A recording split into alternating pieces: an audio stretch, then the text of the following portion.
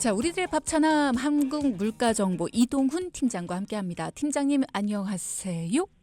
네, 안녕하세요. 네, 안녕하세요. 네. 날이 많이 춥습니다.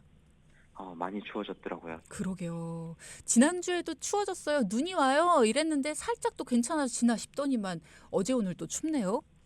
네, 갑자기 옷을 어떻게 입어야 될지 모를 정도로 날씨가 변화무쌍한 것 같습니다. 그러게 말입니다. 롱패딩 꺼내셔야죠. 롱패딩. 진짜 꺼냈습니다. 그렇군요. 추위 좀 타시는 편이신가 봐요.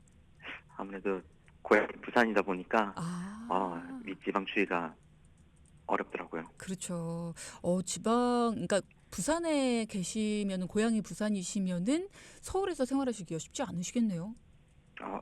고향이 좀 눈이 무섭습니다. 그리기도 하고. 맞습니다. 김장 하시는 분들 요즘에도 꽤 많으십니다. 이제 본격적인 김장철이다, 김장 피크다, 뭐 이런 얘기 지난주에도 우리 했었는데, 김장 물가가 어느 정도입니까? 지금 좀 잡혀갔나요? 네, 김장이 성수기 말씀하신 피크가 되면서 아마 김장 관련 물가 소식을 전한 것도 오늘이 마지막이지 않을까 싶은데요. 네. 역시 김장이 성수기를 맞이한 만큼 시장에도 손님들이 많아 북새통을 이뤘고요. 음. 이렇게 수요가 많아져서 배추, 쪽파 등 이런 김장 채소류 가격이 올랐습니다. 배추는 한 포기에 5,000원으로 지난주 대비해서 포기당 500원이 더 올랐고요. 쪽파는 1kg에 12,000원으로 지난주보다 2,000원 올랐습니다. 비싸졌더라고요. 네, 대파는 이번 주에 변동이 없었지만 지난주에 올랐었죠. 네. 가격은 한 단에 3,500원이고요. 무는 변동 없이 한 개 3,000원, 청광무도 한 단에 4,500원이었습니다. 고춧가루로 쓰이는 건고추나 생강도 마찬가지로 가격은 동결이었고요. 생강은 1kg에 10,000원, 건고추는 한 근에 19,000원이었습니다. 전반적으로 뭐 가격이 그렇게 많이 오르진 않았지만 조금씩 올라서 이게 김장을 하려고 재료들을 다 사고 보면은 가격이 꽤 많이 듭니다. 김장 하시는 분들 돈 많이 들어서 좀 걱정이실 것 같은데 힘내셨으면 좋겠고요. 다른 채소류 가격은 동향이 어떻습니까? 네, 추운 날씨에 생육이 좋지 않은 오이류가 가격이 조금 올랐는데요. 청오이가 한 개 1,000원에서 1,200원으로, 백오이가 한 개 1,000원에서 1,200원으로 각각 200원씩 올랐습니다. 그리고 가격이 내린 품목도 꽤 있었는데요. 그래요? 제철을 맞아 공급량이 증가한 시금치가 가격이 내렸습니다. 가격은 한 단에 2,500원에서 2,000원으로 내렸고요. 네. 반면에 포항초는 아직 수요가 많아서 그런지 변동 없이 한 단에 3,500원이었습니다. 우리가 또 맛있다 그랬더니 많이들 사드셨나 보네요. 그런 것 같습니다. 네. 다음 주에는 아마 섬초가 나올 것 같은데 섬초는 시금치와 같지만 전남 신안 지역에서 품종 개량된 시금치를 이르는 말인데 다음 주에 매대에 나오면 다시 자세히 가격 소개해드리겠습니다. 네, 뭐 시금치도 그렇지만 포항초, 섬초 이런 것들 이맘때 꼭 챙겨 먹어야 되는 제철 채소들이죠. 많이들 드셨으면 좋겠고요. 또 어떤 품목이 있을까요? 네, 그리고 지금 김장 시기다 보니까 상대적으로 인기가 줄어든 품목들이 있습니다. 어떤 거요? 바로 상추나 깻잎 같은 쌈채소 그리고 열무 이런 채소류가 수요가 감소하면서 가격이 내린 건데요. 상추는 한 근에 6,000원에서 4,000원으로 깻잎은 한 근에 10,000원에서 8,000원으로 내렸고요. 열무는 한 단에 5,000원에서 4,000원으로 내렸습니다. 김장철이라 그런가 확실히 쌈채소 찾는 분들보다는 수육해 드시는 분들 그런 분들이 많아서 그런가 아무래도 가격이 내렸네요. 그럼 겨울철에 꼭 챙겨 먹어야 될 게 수산물이다. 우리 이런 얘기 많이 드렸었는데 수산물 가격 동향은 어떤가요? 네, 맞습니다. 겨울철 인기가 많은 대구와 생태가 있죠. 그중 생태 가격이 올랐습니다. 갑작스러운 추위 때문에 겨울철 탕이나 찌개로 인기가 많은 생태 수요가 급격히 증가하면서 가격이 오른 건데요. 네. 가격은 한 마리에 8,000원에서 10,000원으로 올랐습니다. 대구 가격은 다행히 동결이었는데요. 가격은 한 마리에 23,000원이었습니다. 그리고 김장철에 인기가 꾸준히 높은 굴은 지난주 오른 가격 그대로 1kg에 25,000원을 유지했고요. 네. 활꽃게도 암, 숫꽃게 모두 1kg에 30,000원으로 가격이 동결이었습니다. 낙지는 당일 조업 상황에 따라 가격이 조금 내렸는데요. 한 코에 15,000원에서 13,000원으로 내렸습니다. 겨울에 왜 뜨끈한 생태탕 이런 찌개 너무 좋잖아요. 그만큼 겨울철에 인기가 좋아서 가격에도 그대로 반영이 되는 것 같습니다. 자, 그럼 이번에는 축산물류 어떨까요? 네, 축산물류에서는 가격 변동이 없었습니다. 그래요? 소고기는 등심이 한 근에 78,000원, 팔찌살이 한 근에 83,000원으로 동결이었고요.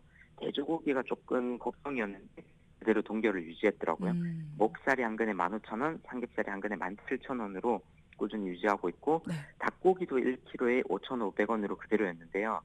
아, 며칠 전에 이제 경남에서는 올해 동절기 최초로 김해에서 고병원성 조류 인플루엔자가 검출된 네, 사례가 맞아요. 보도됐었거든요. 네. 근데 어제는 또 전남 강진, 세종에서 하필이면 농장에서 그 음. 항원이 검출되었다고 해요. 네. 그래서 앞으로 닭고기 가격에 어떤 영향을 미칠지 조금 더 지켜봐야 될 것 같습니다. 빨리 잡혀서 큰 피해가 없었으면 좋겠고요. 자, 이번에 과일류도 좀 알아보죠. 네, 과일류에서도 크게 변동은 없었습니다. 다만 딸기 가격이 조금 올랐는데요. 음. 지난주부터 딸기가 출하되기 시작했었죠. 이 시기에는 날이 추워지면서 딸기 수요도 급증하게 되는데요. 네. 아직 본격적인 출하가 이뤄진 게 아니라서 겨울철 급증하는 수요를 공급량이 따라가지 못해 가격이 오름세를 보였습니다. 네. 가격은 한 팩에 12,000원에서 13,000원으로 올랐고요. 딸기는 향후 출하량이 본격적으로 늘어나면 가격이 서서히 내려가지 않을까 예상하고 있습니다. 딸기 가격이 조금 올랐다라는 이야기 해주셨는데 이번 주 딸기 종류에 대해서 알려주신다고 해서 기대하고 있습니다. 네, 숙제를 받았었죠. 네. 불과 20년 전만 해도 한국에는 국산 딸기 품종이 거의 없었거든요. 그런데 2005년 국산 품종 설향이 개발되면서 네. 한국 딸기 역사에 큰 전환점이 마련되었습니다. 이후에 금실, 죽향 같은 다양한 품종이 개발됐는데요. 지금은 국산 딸기를 해외에 수출할 정도로 우리 딸기가 성장을 했는데 그래요. 이 딸기 종류가 많은데 오늘은 5가지 정도로 추려서 설명해드리려고 합니다. 요즘 마트 갔을 때 제일 잘 보이는 게 설향이더라고요. 우리나라 사람들이 가장 선호하는 딸기도 설향이다 이런 얘기 지난주에 해주셨잖아요. 네네, 맞습니다. 설향은 국내 품종 중 85%를 차지할 정도로 많은데 당도가 높고 과즙이 풍부해 새콤달콤한 데다 과육이 부드럽습니다. 그리고 만년설, 하얀 딸기라 불리는 설화는 일명 백설공주 딸기라고도 불리는데요. 부드럽고 파인애플 향이 특징인데다가 당도도 설향보다 높고 재배가 좀 까다로워서 프리미엄 과일로 취급되고 있습니다. 비싸요. 네, 좀 비쌉니다. 이 밖에도 설향과 매향을 합쳐놓은 금실 딸기는 과육이 치밀하고 신맛이 없으면서 은은한 복숭아 향이 나는 게 특징이고요. 또 딸기계의 명품이라 불리는 죽향 딸기는 당도가 높고 가격이 좀 비싼 편입니다. 끝으로 이제 손바닥만한 큰 딸기, 그 킹스베리라고 불린 딸기가 있는데 숙성할수록 단맛이 강하고 단단합니다. 그래서 요즘 SNS에 얼굴 크기랑 비교해서 올리는 사진을 많이들 찍어서 올리시더라고요. 저는 실물을 본 적이 없어서 어디서 팔지? 그랬었거든요. 이거 보기가 쉽지는 않더라고요. 네. 딸기 종류가 참 많습니다. 딸기의 특징을 알고 즐기면 더 좋을 것 같고요. 이게 그 돈키호테에서 들었던 그거구나. 이렇게 만나면 좀 반갑게 바라봐 주시면 좋을 것 같습니다. 다른 과일류의 가격도 살펴주시죠. 네, 사과는 한 개 5,000원, 배는 한 개 6,000원으로 그대로였고요. 감귤은 10개 5,000원, 단감은 한 개 2,000원, 토마토가 5kg 25,000원이었습니다. 그리고 샤인머스켓이 2kg에 15,000원이었습니다. 그렇군요. 곡물류나 견과류도 가격 살펴볼까요? 네, 곡물류나 견과류도 이번 주는 가격 변동이 없었는데요. 네. 곡물류에서 일반미는 8kg에 21,000원, 찹쌀은 8kg에 32,000원으로 동결이었고요. 견과류에서도 밤이 한 대 8,000원, 대추가 한 대 8,000원으로 동결이었습니다. 그리고 건어물류를 살펴보면요. 일반 멸치가 1.5kg에 3만원, 다시 멸치가 1.5kg에 똑같이 3만원이었고요. 재래김이 한 속에 13,000원, 돌김이 한 속에 35,000원이었습니다. 그렇군요. 자, 가격 대략적으로 알아본 것 같습니다. 자, 이번에는 우리 밥차남이 제철 식재료 추천해 주실 차례인데 이렇게 시장 가서 쭉 보다 보면 야, 저걸로 밥해 먹으면 진짜 맛있겠다. 저거로 오늘은 저녁상 좀 차려볼까? 뭐 이런 생각들 드실 것 같아요. 어떤 식재료 추천해 주실 건가요? 네, 오늘의 추천 식재료는 지난주에 출하됐고 방금 종류도 소개해드린 향도 달콤하고 맛도 달콤한 딸기인데요. 반찬은 아니네요. 그렇죠. 반찬은 아니고 올해는 요깃거리라고 보시면 될 것 같습니다. 아하. 네. 딸기로 뭘 해 먹을 수 있죠? 네, 딸기는 붉은 과실에 선두주자하기도 하죠. 그렇죠. 그래서 지난주에도 말씀드렸듯이 딸기는 원래 겨울이 제철이 아닌 4월에서 7월까지 수확되는 과일인데 요즘은 하우스 재배 기술이 발달하면서 점점 앞당겨져서 겨울철 과일로 자리 잡게 됐습니다. 사실 과일 중에서도 딸기는 효능이 굉장히 많은 걸로 또 알려져 있는데 효능부터 짚어보면 좋겠네요. 네. 딸기는 다양한 영양소가 있지만 특히 비타민C가 월등히 풍부하다고 하는데요. 음. 좀 비교를 해보자면 감귤의 2배, 어. 그리고 사과의 17배나 된다고 하네요. 와. 그래서 항산화 효과는 물론 겨울철 감기 예방에도 도움을 주는 과실이고요. 네. 딸기 속의 엘라그산이라는 성분은 자외선으로 인한 피부 손상을 막아줄 뿐 아니라 암세포 억제에도 도움이 된다고 합니다. 음. 또 열량이 낮아 다이어트에도 효과적인데 특히 딸기는 우유, 유산균 음료, 요구르트 등과 함께 먹는 것이 칼슘을 보충되어 골다공증 예방에도 좋고 음. 다이어트 할 때에도 칼슘 소모를 방지해줘서 좋다고 합니다. 혹시 딸기 업체하고 손잡으신 거 아니죠? 아닙니다. 홍보를 너무 잘해주시는 것 같아서. 딸기에 굉장한 영양소들이 들어있다라는 건 알고 있었는데 이렇게 구체적으로 들으니까 오늘 딸기 한번 먹어줘야겠다라는 생각이 듭니다. 딸기 그러면 어떻게 하면 더 맛있게 먹을 수 있나요? 네, 맛있고 간단하게 드실 수 있는 다이어트식 딸기 닭가슴살 샐러드를 먼저 소개해 드리려고 하는데 다이어트 할 때 단백질 위주의 식단이 중요하잖아요. 그렇죠.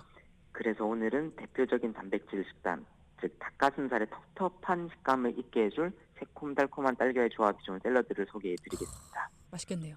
재료는 딸기 10개, 아보카도 반개, 닭가슴살 200g 정도, 그리고 샐러드 채소 적당량과 소금, 후춧가루, 식용유 약간을 준비해 주시면 되고요. 먼저 볼에 올리브 오일과 유자청, 레몬즙 등을 섞은 유자청 드레싱을 잘 섞어주세요.